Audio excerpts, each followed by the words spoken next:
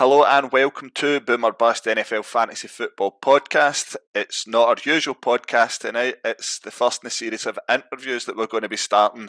Tonight I'm joined by no other than a Tailgate to Heaven author, an NFL superfan, aka the Tailgate Knight, Adam Goldstein. Adam, how are you? I'm good. My dog wants to get in on the interview, so he's just peeking in at the moment. But I think he knows now it's live. He wants some stage time, but I'm good. Yeah, maybe once your dog tailgates the whole of America and writes a book about it, he can have his own show, so we'll agree to that.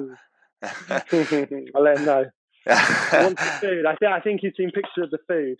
They're all the same. They're all the same. So, for anyone that's not aware of Adam or his trip, which he wrote his book about, Adam's set on a journey to attend one live NFL game at every NFL stadium during the regular season in 2008.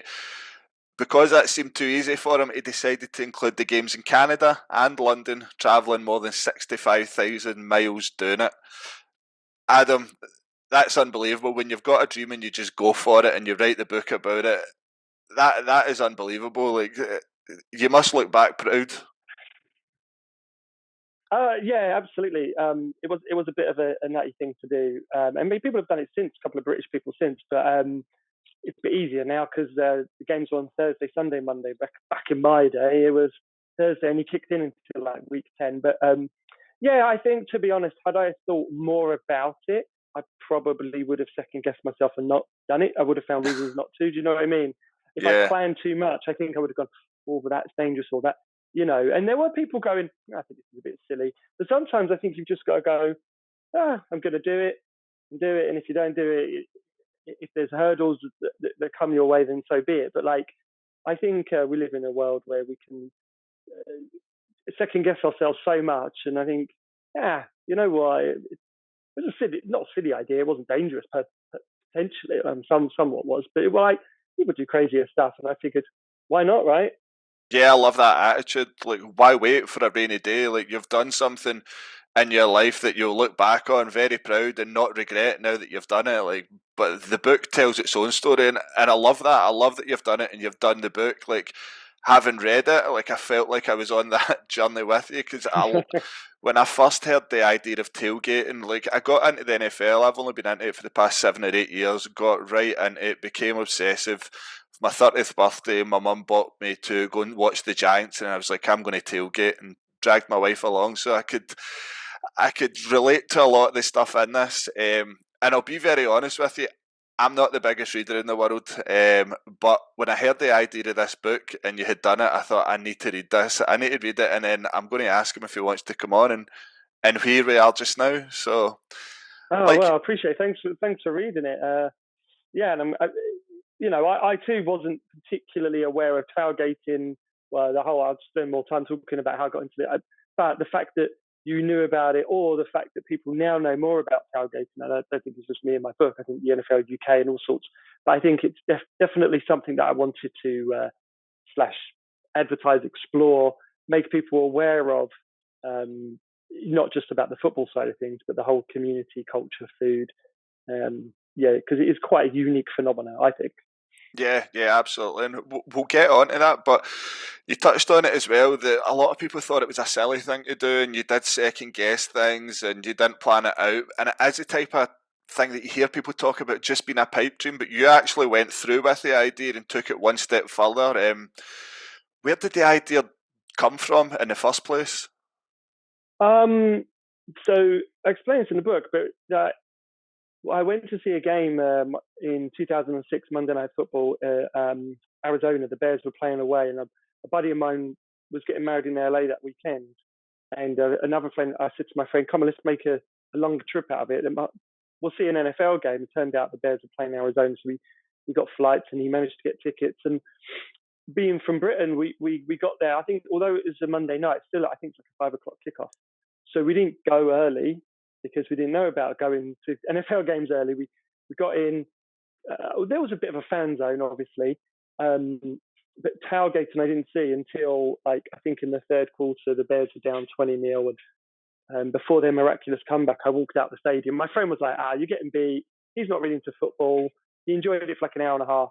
And then as we left, that's when we saw, splattering of these sort of TVs in the car park, and kind of watched the Bears make this miraculous comeback on someone's TV. And then thought, oh, the Bears have won. We better go before there's a fight or whatever. And they started to cook. It was like 8, 9 o'clock Monday night, and they were like, no, you can't go anywhere. We've got to cook you some food. And I'm like, it seems ridiculous. And they said no, and that's when they told me what tailgating is. And originally, one of the ideas I was going to have was, because they were talking so emphatically about this was their first Monday Night Football in years, because their new stadium was the one that was going to host the Super Bowl. And I didn't know Monday Night Football was so big. And one of the first ideas was maybe I just go and spend 4 or 5 days in each Monday Night Football city and look at like the socio-economic impact or the cultural impact of Monday Night Football. And then I thought, well, if I'm going to be on the road for 17 weeks and my Bears don't get a Monday Night Football, I kind of be annoyed. So I thought, that's when I'm like, oh, maybe I could go every stadium or every team. And then, so when I came home, I knew that I wanted it to be about tailgating, to be a fan of what it was like to be a fan of each team for that game / tailgate. I mean, it wasn't the fairest of experiments. Some teams I was there for 4 or 5 days. Some people I knew, the weather. But, so when I came home, I then thought, right, well, could I go to each one? But equally, so what I did is I mapped out the prior seasons, 3 or 4 seasons before, and was like, was it doable? So, you got to make sure that the Sunday and Monday are within a driving distance, and the Thursday kicks in. So I had to wait for the luck of the draw. I could have had a really bad schedule. Like teams could have had the likes of Denver and Seattle really hard to get to. Any other teams, you can't really. It depends on the distances. So like, Yeah. I didn't manage to get 2 in one day, but I know people that have gone to camp, like say Baltimore and DC and obviously 49ers and Raiders at the time. But to be honest, the idea was very much like about tailgating. And then because in Arizona it's obviously beautifully hot, I figured, well, of course they do this. Well, not of course they do in Arizona, but it's more likely. And they were like, but yep, go to Green Bay in December, they'll still tailgate. And I was like, oh, I don't think so. And then, I went to Chicago and all sorts of cold cities in the cold. And lo and behold, there were people there with their flat screens. And I was just sort of surprised at the amount of effort and the amount of people that go to a game just to tailgate and don't go in the stadium at all. Yeah, the bit that took me by surprise, I think it was the bit in the book where you wrote about the family that were Cowboys fans, and they paid something like $4,000 a season just to secure their spots in the car park, and they gave the tickets away. They didn't actually go to the games. Yeah, there was. I mean, there's some people that were spent even more money in that. So, I mean, some people will tailgate with the people next to them and next to them, so there might be 4 or 5 people that like look after the food or look after, because to pack down is quite a long process. So some people are like, well, I'll just stay out here and man the food and have it ready for everyone comes back out. So sometimes people are more into the cooking side than the sports side. But then there's also a lot of people who go to the tailgate or even stay at home and watch the game who much prefer the game on TV because you've got the angle, you can see the yellow line. So it becomes a weird one where quite an extreme fan would drive all the way to the car park, cook, and then go, I don't go in. I want to know every stat. And they might have red zone on. They might have 2 TVs going so that they can use their fantasy football. So, So I think that's quite unusual. Yeah, as like you said before we come on air, it is more of a phenomenon. It becomes a community, as we learned getting far on into the book. But at what point did you realise that, right, here I've mapped it out, right, this is a goer, I'm going to go for it? Well, in April they come up with the season. So I'm like, okay, this is doable. Apart from like come week 11, they have like flex schedules. So I was really hoping for some games get bumped to 9 o'clock. Yeah. And you're like, oh, if that happens, I'm in trouble. I didn't really have a lot of wriggle room beyond like week 13. Earlier on, I'm like, okay, if I miss that game, I can catch it up. But as it gets colder and so I realized that I think I had 3 versions of the map. And then it was a case of I didn't want to zigzag. I zigzagged a bit. And then, so I think it was April that year. I mean, prior to that, I mean, I did sell my flat to like pay for it. So so sold the flat. I wasn't living with my girlfriend at the time, and also had the idea before I met her. So but I didn't tell her on date one. Oh, by the way, I can see it's time. I'm going to drop all my money and see you later. But she's my wife now. But I don't know if we say we split up necessarily. She didn't understand it, and it was as you probably read in the book, it was a big deal for me to make sure she enjoyed tailgating. Whether or not she likes the game or not is hard for me to convince. But she's got to enjoy tailgating. She does. She loves it. So I think, if we had a bad schedule, I would have postponed it. But it's now a lot easier, like I say. And I wanted to drive it because I know people that have flown it, and I wanted to drive it because like a lot of NFL fans, I want to get all the funky merchandise. By the end of the trip, I had like a huge duffel bag that I shipped home of like trinkets and programs. But I know other people that have done it since who have just like done it out of a little suitcase. But I wanted to drive it. I think driving it might not be the greenest thing, but was being part of the tailgating culture.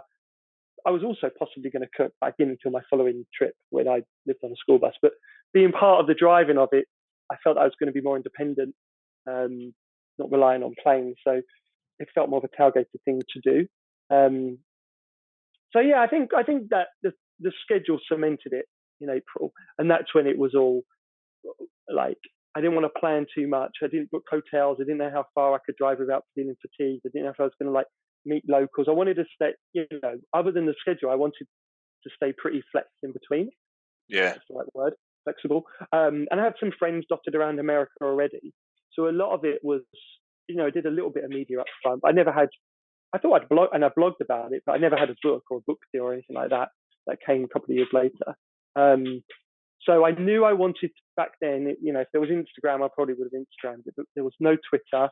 Used Facebook, but really I was blogging. So I had my laptop and my hard drive and my big camera and tried to film as much as I could as a one person doing it, which was quite hard. But I probably bit off more than I could chew a little bit. I think if I could do it again, doing it with two people would spread the load of driving.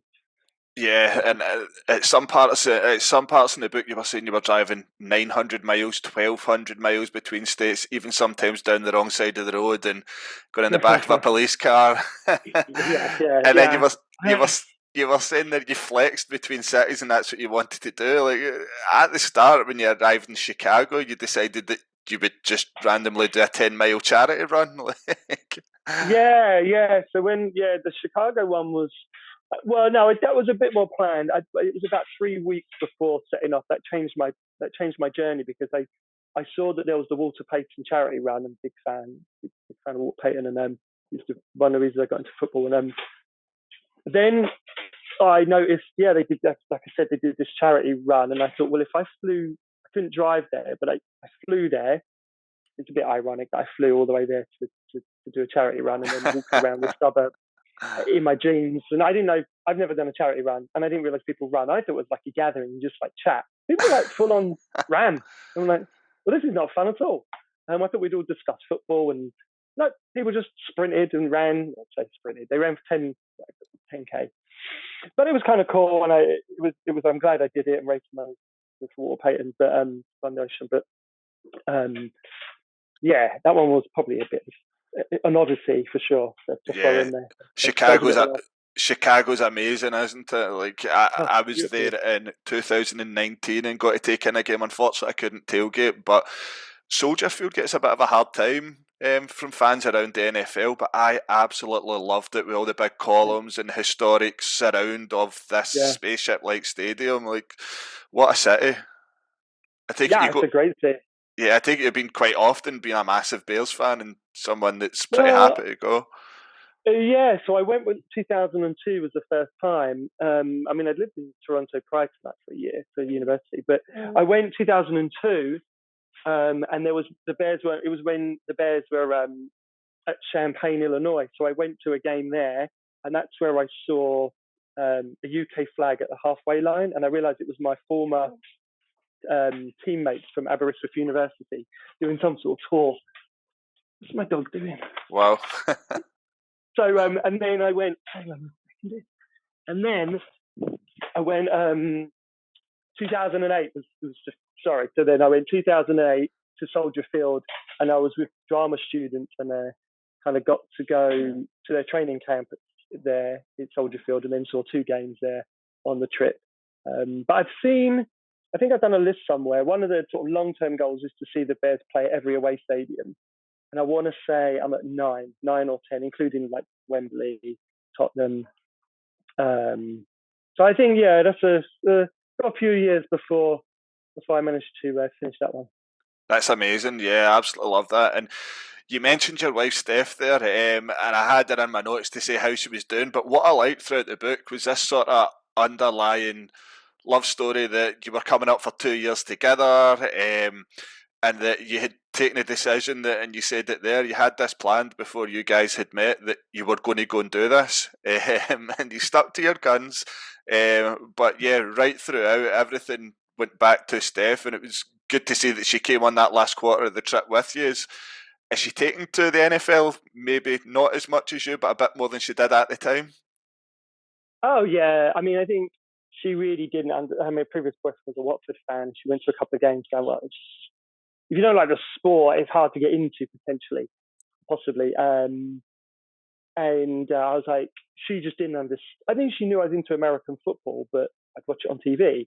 And I think she just thought, well, all sport is quote unquote hooliganism or whatever. And I was like, actually, there's so many women that go to the NFL, but in American sports in general is definitely a different culture to British sports in terms of the fandom. So it was a big deal for her. I'm glad she came out. We went to the Wembley game, and then she came to the last quarter. But some of those games were like, one was minus 26 in Kansas, and I think she came out the shower, and I'm like, right, we've got to go to 7 in the morning. I'm like, come on, we've got to drive an hour. We've got to get that tailgate. And she's like, what? Have you took like, it's too cold. And then her hair was wet. It froze. It snapped off. And I'm like, look, it's the Dolphins Chiefs, and it was a shootout. It was a great game, and she was like in the car freezing. I'm like, oh, I don't expect another wedding ring out of me. Oh, that's my argument. But the fun, the warmer ones, which I get, she loved Jacksonville, and she really liked the mascot, Jackson DeVille. So she, after the first year, was a Jacksonville fan. But then when we did a book tour a few years later, we stayed over on a tailgate bus that was shaped or made like a big dog, and has a town. She loves dogs. Right. So we slept on that bus that looked like a dog or made like a dog. And so she's sort of, because of the dog pound. So she's Brown / Jags, but she's got some gear. She'll go to London games. She doesn't like the cold, but we've been to nearly every London game, and she's been to about half of them. But yeah, it's a good. She recognises, and what I'm pleased about is that I'm not saying she would enjoy going to like 40 games, but it's just a fun day out, isn't it? Like, we've got the mascots, the tailgating, whether it's in London or Jacksonville, it's always a bit of a party atmosphere. It's always a celebration. It's always fun. It's not intimidating. It's not sexist. It's not hooliganism. And if you don't quite understand the game completely, it's still okay. You still have a fun day at the game, right? Yeah, absolutely. And you mentioned there, like, it is a fun day out. It's not like I'm a big football fan up here, as in British football, and it's almost like you get to the game, you go to the game, you go home. It's completely different. Like you explained in the book, it becomes a bigger thing, as in the tailgating side of things. Now, regarding the trip and travelling around itself, and this is something I found very nostalgic, and something more that was a love-hate relationship of yours, was your sat-nav Gippy. Right. Yeah, so it kind of took me back, Rhythm. because just now I think we forget that having iPhones and smartphones, that you can just switch on Google Maps, it'll tell you where's busy with traffic, etc. But back then, when you've got the sat nav, it's pre-programmed and you're relying on Yeah. it heavily. And my favourite story was the one where you were going to the interview with Michael Irvin and randomly turned up at someone's door that wasn't the ESPN radio headquarters. Yeah, I know. I was as surprised as you. Yeah, that was. I think the error there, that like in this country you can just put in like a zip code or a postcode, right, and it takes you there. I didn't realize. I mean, I was like 2 weeks in, that a zip code needs to have a city and state, and I think I'd put in. I thought I was going to ESPN. Like in America, everything is like #1 State Street. They were the same name of a street in each city, right? So it was something like that, #1 Main Street or First Avenue. And I put in Dallas, Texas, because I figured, well, I'm in Dallas. and ESPN is. Turns out like the stadium wasn't in Dallas like officially, North Arlington or something like that. So yeah, I basically put in this. The zip code wasn't finding it in Dallas because I guess it didn't exist, so it was giving me an error. So I'm like, right, well, I just put in number 1 First Avenue or whatever it was, and turned out it was a residential home for like the Chinese family. They were quite dumbfounded when I was like, you know, had cognitive dissonance. I'm like knocking on the door, going, "Where's Michael Irvin?" So I was always running late, and when they answered, I'm like, "Oh, Michael Irvin, I'm here," and they were like, "We don't know what you're talking about. We're, you know, a residential home." And that's when I thought, that's part of the Michael Irvin charm. I bet it's got him in the basement. You know what I mean? I'm like, don't be ridiculous. I can't possibly have had this wrong. And then, so then I'm like, you know, when you think you're right so much, Yeah. and like, and then they never said try different sleep. So I went into the car, did it off the phone, quite like I'm doing now, and then they were like, "Do you still want to come in and meet him?" I'm like, "Yeah, I do." They're like, "Yeah, you got to go to this like address or punch in his." And then he live on air, he makes fun of me. He's like, "You sold your flat, you had all this money, you bought, you've hired this car, all these tickets, and you buy like the cheapest sat nav, and you can't even turn up to my interview." I'm like fair play, Michael Evans, fair play. He's top class. I seen him in an NFL live show, and he is crazy. He's off his head, but full on entertainment. Yeah. Oh yeah, he was like larger than life. So I had the T-shirt with I gave out all these T-shirts because you know what America's like. I kind of knew that people like a T-shirt, and I kind of gave him out with the schedule and stuff. And so on the back, it had the whole schedule, and he was like looking at it, and you could see it was like just a pure fan, like a kid in a candy store. It was like, "Oh, you're going to see this game. Oh, that's a great game. Oh, you're going to see that. That one's going to be great."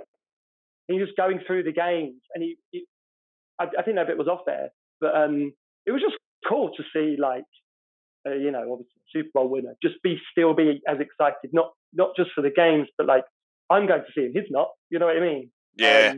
And that he was excited for me. It's pretty cool. Just how passionate someone can be about the game, it really adds to it because that's how you feel. It resonates from both sides. But again? So Adam, you mentioned there about Michael Irvin taking a look at one of your T-shirts, and a common theme throughout the book was that you had these T-shirts with all the games on the back that you were going to visit with the original plan to visit every game and every stadium around the league. Have you still got these T-shirts?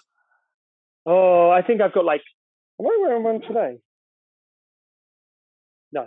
I was there. I was going to give you a flash. No, we had about 100 made up. But I think I've got like one left that I think is all scabby. But I kept a few that have got like Mike Ditka's signature on it, Michael Irvin. So I kind of used them as things for people to sign, but also I knew that I couldn't give anything to the tailgaters food wise because I wouldn't be cooking, and I was like, well, I don't really want to go to someone's house tailgate empty handed. So I kind of thought, well, if I had a T-shirt that had he's barking. Okay. So if I had a T-shirt that if I had a T-shirt, bloody hell. I don't do a lot of like Zoom stuff and evening. It's always a palaver with my wife. It's okay, mate. So yeah, we had Steph had a hoodie, I had a hoodie. So it kind of looks like I didn't wash my clothes for, I don't know, 3 months because I'd always be wearing either a T-shirt or a hoodie with Adam's football trip. But it just kind of it was easy to just give that out and kind of, yeah, that was it. Otherwise, I'd send you one, but I don't have any of them. Unless you want one with Mike Ditka's autograph, but. Wow, I wouldn't take that off you. I think that's too good to hold on. And on the subject of memorabilia there, one of your goals was to get memorabilia from every game. We're not talking programmes or pin badges. You wanted the extravagant and the weirder and the crazier the better. Did you manage to bring it all back, and do you still have it all? Yeah, I managed to. There were some oddities. Sometimes when it was cold, I'm like, I just need a scarf and a hat at this point. But there were some oddities that I was picking up, and people would sort of give me some stuff, or there were some giveaways. So I had all of it, and then the plan was to have like a really cool like football den. I don't have that. What I have is in the hallway upstairs. Is I have like some more of the better things like the Angelo Williams' boots signed and like a jersey. and kind of cool like 20 or so items. That in the loft for many years I had a duffel bag with loads of cool stuff.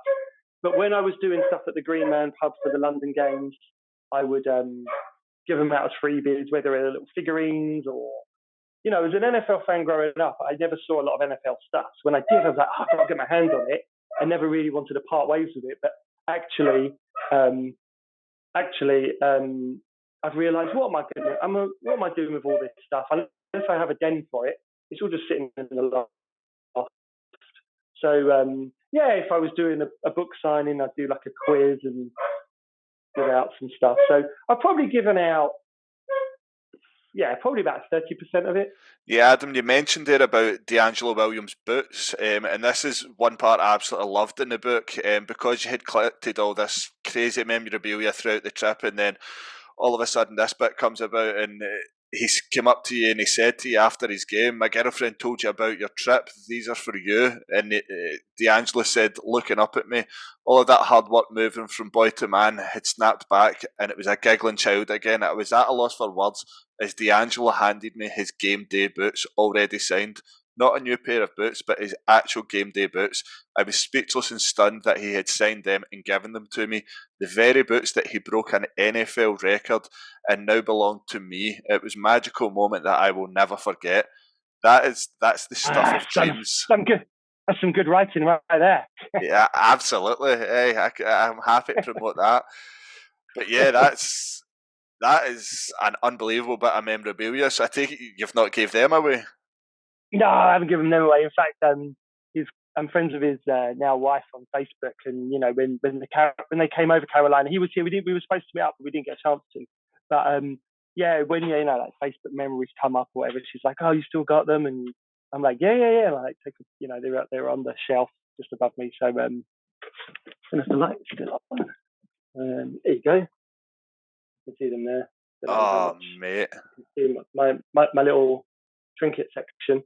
But yeah, so they were a little too small for me. I was thinking, do I wear them for my flag football team? But they're a little too small for me. But they still got the grass of like Bank America Stadium in the cleats. It's pretty cool. Love that. Going around and stuff like that, and you mentioned earlier about the screens on the RVs and some of the very unusual ones that you've seen.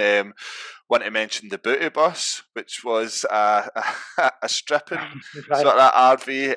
There was the other one that stood out for me was a London double-decker bus that the owners had got shipped over and spent something like, was it 400,000 on it? It had a male and female bathroom. It was kitted out to the max. Like, what RVs and what sort of tailgating mobiles stood out to you the most?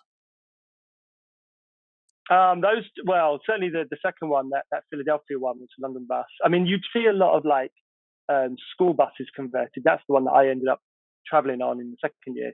So a lot of school buses.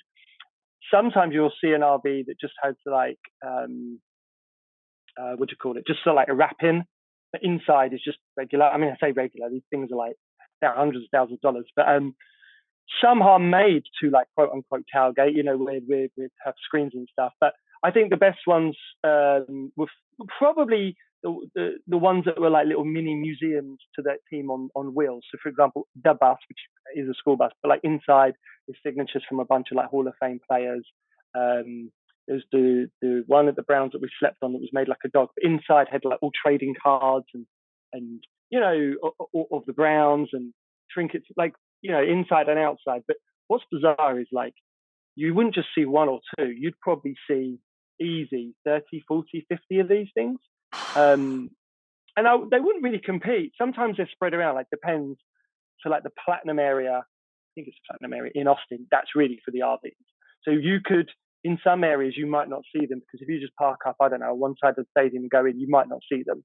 But in spaces like where the Tub Gators are in Detroit, which I believe is still there, that's really where like more of the RV, sort of like sort of festive vehicles are. Eastern Market is called. So you kind of got to know sometimes where they all park. But some of them, like Kansas is like just one massive car park that circulates the whole stadium. So they're just kind of like kind of, from what I remember, just sort of like percolated, peppered around.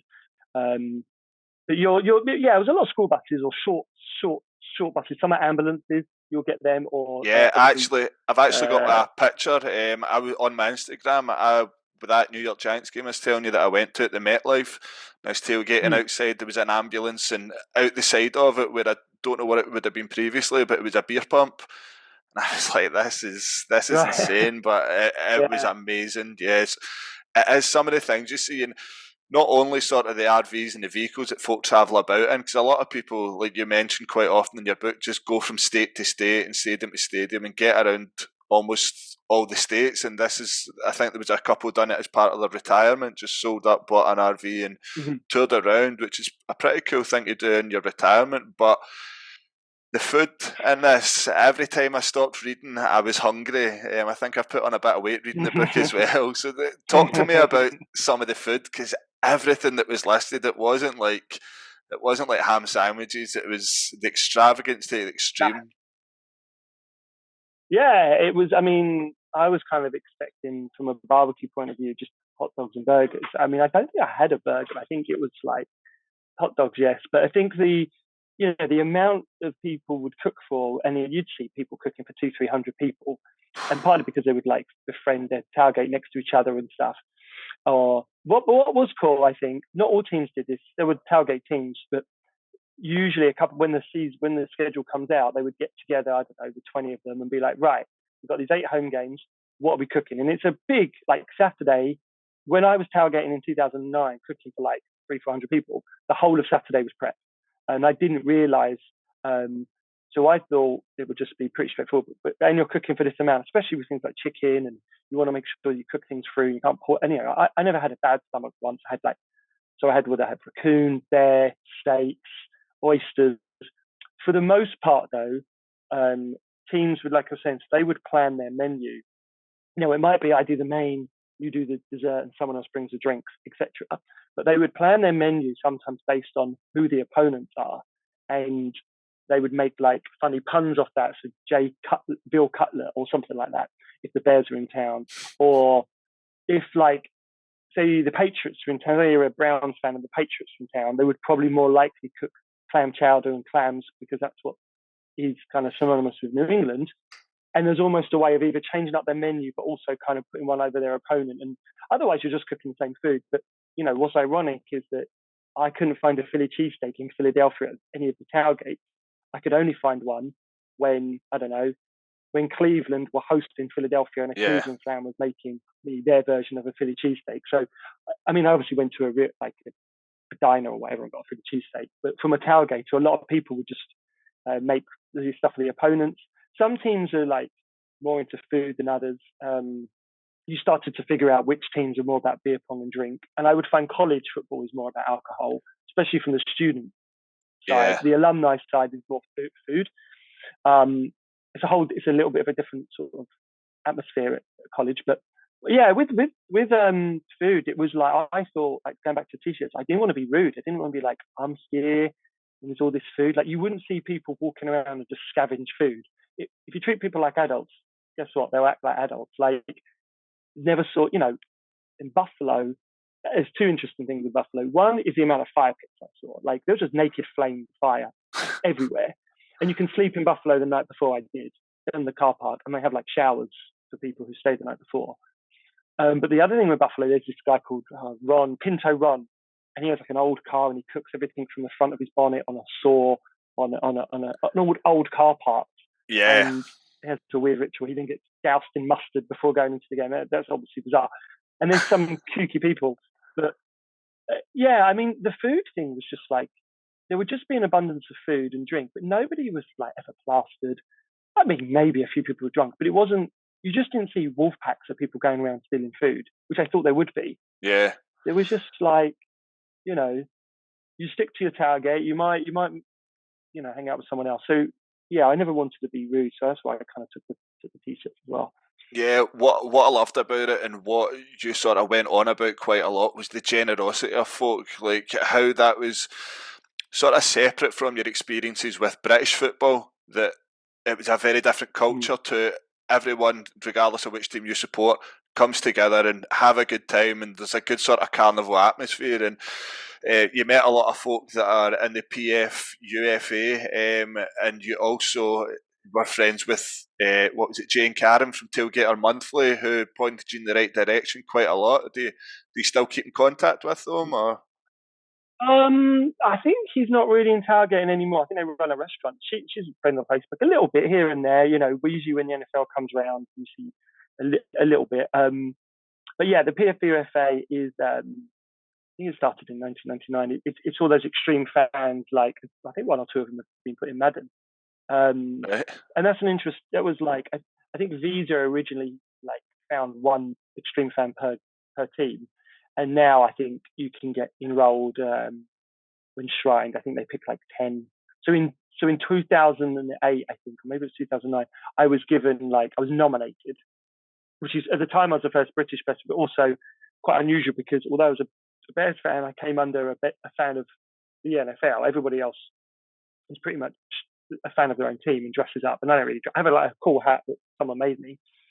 Yeah, Um, I've already got it and set then up for the thumbnail. Is that Staley oh you nice, called it? Yeah, I've got it. yeah, Staley, yeah, nice. So and then like I think in 2012 they enshrined me, and then I did a speech there the day after the NFL Hall of Famers were enshrined in front of millions. But it was kind of cool, like the fact that I've done a speech at the Pro Football Hall of Fame. I've been inducted. I think there's a picture of me somewhere in the Hall of Fame. I mean, they might revamp the picture each year. They probably do. But you know, I didn't get in there as a player or a coach or anything. But to get in as a fan or super fan is pretty cool. But that's an interesting group. You know, I mean, like a forum. I don't chat to them as much as I used to, partly because I haven't been to America for a while. But it's a pretty cool thing. Like when I went to Giants 2 years ago, I was there. I knew a tailgater that tailgated. He hosted all my friends. Um, he was like, right, it's kind of a cool little club, you know. And he was like, right, you know, if you're part of the PFUFA, you're a buddy of ours. And you know, it was pretty nifty. Something that I didn't expect. It was weird because I was going. This is a weird thing to say. Not as I guess the book is participatory journalism, like me doing something and writing Yeah. about it. Yep. But I never saw myself as a journalist. I just saw myself as a fan. I almost wanted to like get the stories from other people because I'm like, oh, you're dressing up at 6 in the morning and you're traveling 3 hours. You're as crazy as I am. But then also alternatively, I was also a fan at the same time, and people wanted to interview me, and I wanted to interview the extreme fans myself. So it kind of became a bit of a strange double-edged sword. And was I a reporter or was I a fan that was also doing something a bit kooky? But in the end, like no, yeah, it was sometimes I guess hard for people to define. But I didn't really give too much thought about it. I knew that. Well, I kind of just went with my heart. Really, I was like, well, you know, we're all fans and we all like our team. I think bigger than that, we all like the NFL first, and I think maybe in British football, I think people, you know, want to follow their own team, but I don't think they care that much about the Premier League. World Cup, I think, is different, but you know, I met so many fans who I'd be like, oh, I'll be in Denver. A perfect example, sat next to somebody in Denver. I'm like, so you've been a fan for long? They're like, oh no, I'm not a fan of Denver. I moved to Denver, but I like pro football and I want to watch games. So there were so Yeah. many people that I met that you only get 8 home games a year. There are fun things to go and see.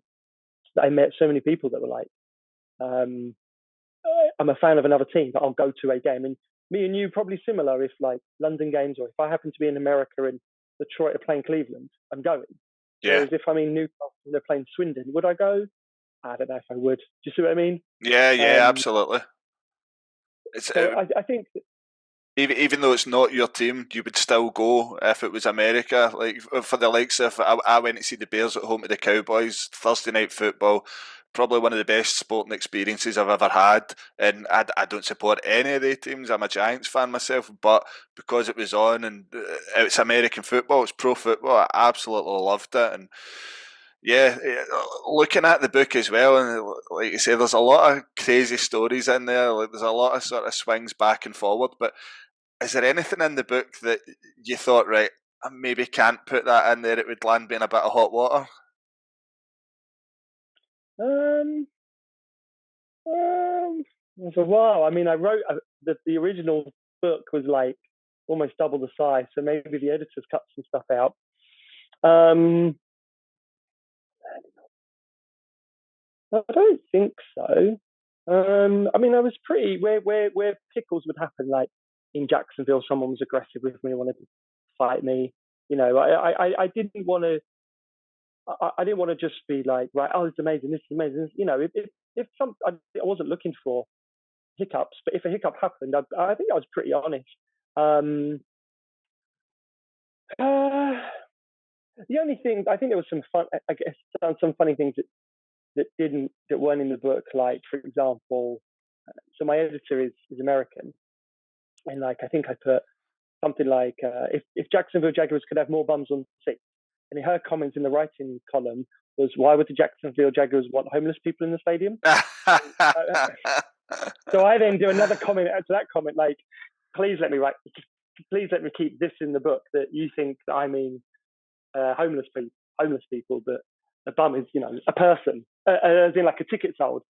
And we had a laugh about that. I'm like, please let me leave it. And she's like, no, we're not putting in like sub edits within. I'm like, oh, okay. But when I was on the book tour, I didn't realize there was a book festival got in touch with me and said, oh, you're traveling through, would you want to do this book festival? Yeah, sure.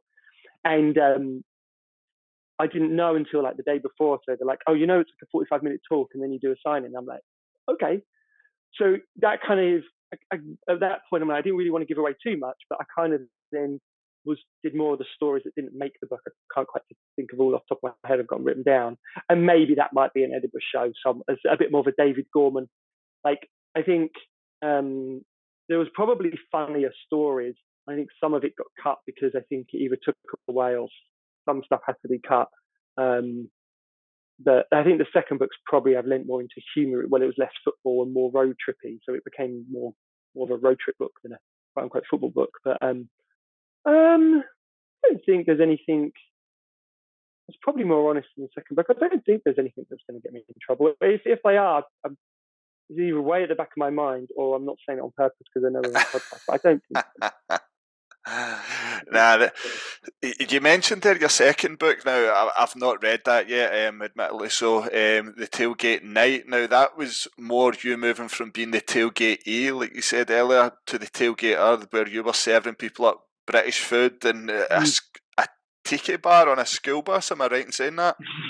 Yeah. So Jay and Karen, the people that ran the big tailgate party at the Super Bowl at the end of the first book, got in touch and said they were going to do they were like at the time professional tailgaters, sponsored by Cholula Hot Sauce at the time, I think amongst others, beer pong as well.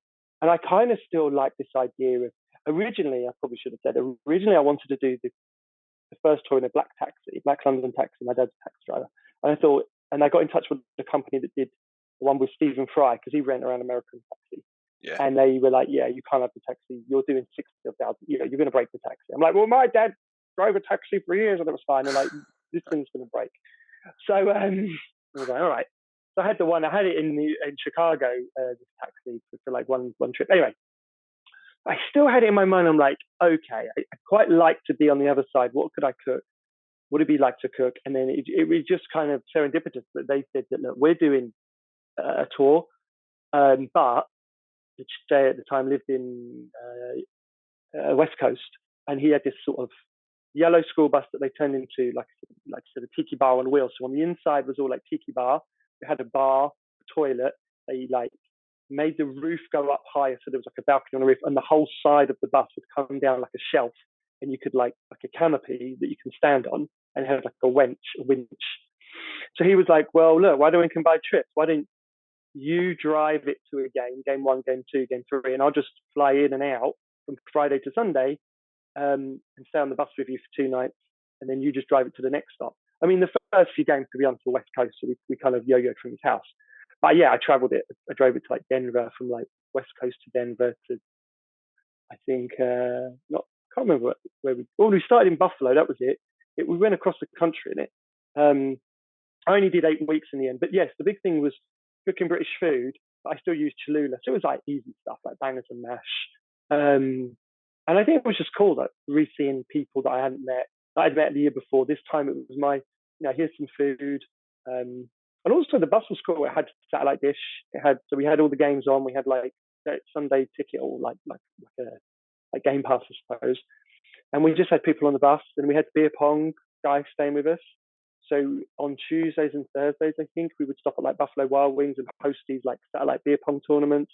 So I wrote about that. It was more just like 8 weeks living on this tiki bar on wheels, and there were definitely some dangerous moments. I mean, I know you said the first book where I went up the highway the wrong way. Now I'm driving a 24-ton bus that was a death trap in many ways, and I'm we had generators, Honda generators that I like didn't know how to use. Nobody showed me how to like sort out the brakes, the water brakes or the air brakes. Yeah, that one was a little bit probably a bit sort of I won't say stupider, but had probably more hiccups. Yeah, so that was only on Kindle. I've self-published that one. Yeah, so I think it's like £2. yeah, I'll definitely get round to reading that. But if you were to go and do it again, would you do it any different? Is there any way you would get round it? I know you went from tailgatey to tailgater. Is there anything else you would change? Or like even looking at If it I now, was because this was back in 2008. Even looking at it now, like a lot has changed. Like even something like a YouTube vlog going round the stadiums or something like that. there's a girl at the moment doing every stadium. She's on Instagram. It's quite annoying her feed. It's a bit self-indulgent in my opinion. But I mean, the guy that did it 3 years ago, the British guy, he's Instagram. I think what would I do differently? I mean, you could do it a lot quicker now because Thursday starts, all the way through the season. I think if I was to do it, I guess it depends on the aims, right? If it was just about getting the most amount of games in the speediest of time, which is not what I wanted to do, then yeah, you would fly, right? And go into a game, see a game, and go. But as much as although I broke the Guinness record, Guinness didn't honour it. I still feel that a part of it is like for me. I think some of the people that have done it since have all been about the game. For me, it was like I still want to spend time at the tailgate. I want to be there 3-4 hours before. If I could spend an hour or 2 hours afterwards, especially if it's a 1 o'clock kickoff. Night games are trickier, but for me, it was still a big part. Like if I could do a big football trip, quote unquote, all teams, I think I would probably do less games and spend more time in the city the day before. And actually, like, let's say for an example, I don't know, the guy in Texas who like buys 37 car parking spaces and cooks for like 4,000 people. It'd be cool to like hang out with him the day before, 2 days before, and see the prep and and spend more quality time with individual tailgates or tailgate groups as opposed to me like running around like a headless chicken trying to find this person. I think sometimes Steph was like, we're with a tailgate group, but there were so many groups that were like, you got to come see us, you got to come see us. And my mate's over on this side. You can't do it all in 3 hours. And in the end, you spread yourself thin. So I think maybe if I was to do something and dive deeper into like the culture of tailgating, would probably be pick 1 or 2 big tailgate teams from each team and spend a bit more time with them, both on game day and not on game day. So that probably pulls away the amount of football. But then I think really now I've coached so much in the last 10 years here in Oxford. If I was to do a football trip, I mean, I did one 4 years ago where we went high school, college, NFL. Like I think I would probably do something more connected with high school, and it would be more to do with like how the impact of high school has. I mean, we've all read Friday Night Lights, and I know that a lot of things have changed since then. But high school blew me away when I've been a couple of times since, and maybe because I coach or work with young people aged 17, 18. Like I think there'll be something. I reckon there's a story or something to uncover about what does high school mean now to its community post the book Friday Night Lights, and we live in a more sort of accepting world where sport isn't everything. But yeah, I think, and if I was to coach in America, I'd probably coach high school. I mean, yeah, we'd all like to coach pro, but I think that's kind of, I enjoy working with young people, getting an acceleration of learning. So I hope I've answered that question to a certain extent.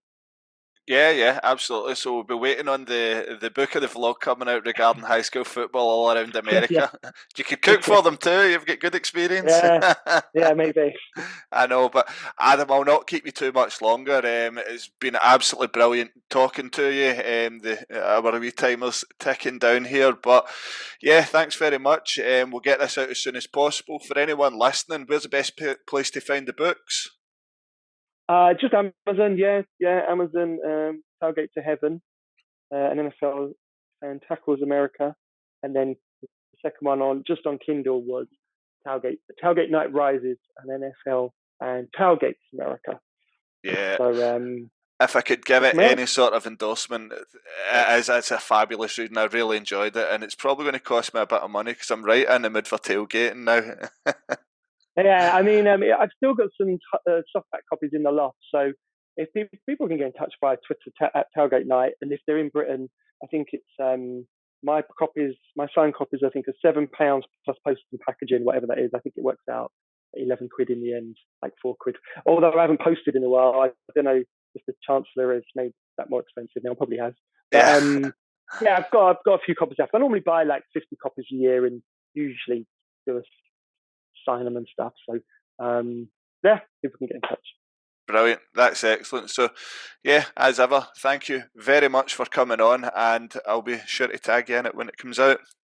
Thank you. All right, man. Appreciate it. Sorry for the technical difficulties and for my dog barking.